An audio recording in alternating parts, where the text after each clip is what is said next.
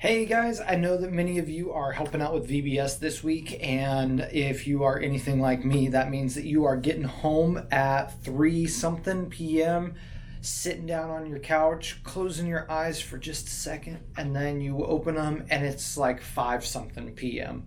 So, guys, thank you for everything that you're doing this week. If you're helping with VBS, if you are not helping with VBS, would you please join us in praying over VBS? Already, kids are wanting to get baptized and making these big decisions for Christ, and it is so amazing.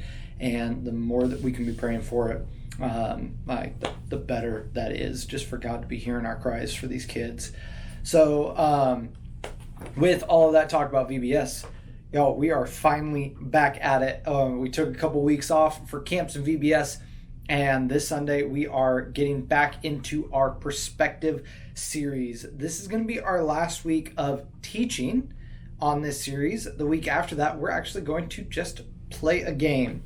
So let me talk about this week. First, we are diving into the concept of where do we find spiritual truth?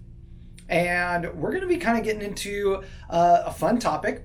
We're going to be talking about general and special revelation. We're going to be walking through some of Paul's writings, specifically the book of Romans, and then we're going to drop in the 2 Timothy, and then we're going to jump all the way back to Proverbs. But what we're going to be talking about is there's actually two sources of spiritual truth that Scripture talks about. There's many others, but there's two that we want to dive into. One is general revelation, and this idea that Paul talks about in Romans chapter 1, that all of us, all of humanity, has some level of accountability to God because we, to some degree, know Him. We can see Him through creation. We can see Him through our conscience. We all have this innate understanding of good and evil, and we all know that we shouldn't do evil. And so that's kind of general revelation. We can understand some amount of God because we exist within His creation. And then we're going to talk about special revelation, that Scripture is the clearest, the best way to know God. And that if we want to find spiritual truth, Scripture is the first place that we ought to turn to.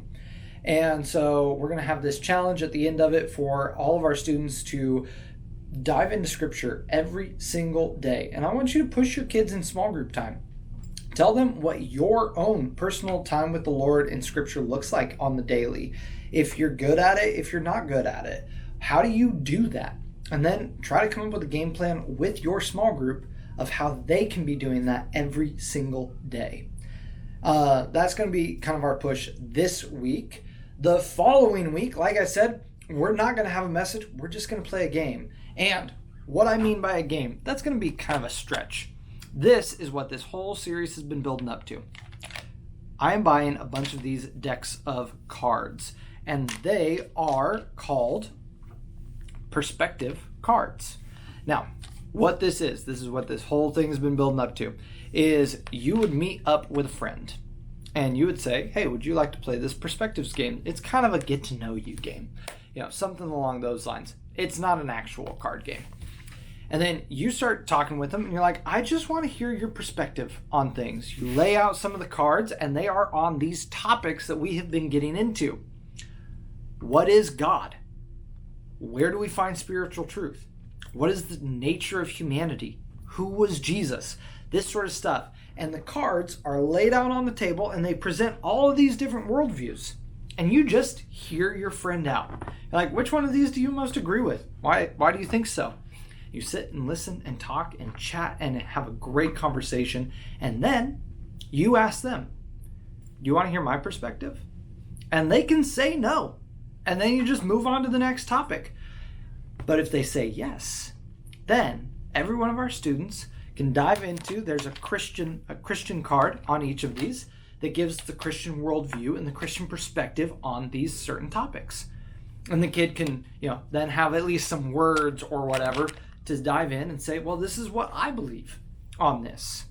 And so next Sunday, we're going to pass out a bunch of these and we're going to practice. We're going to practice with each other and we're just going to have some conversations. And I think it'll be a really amazing night.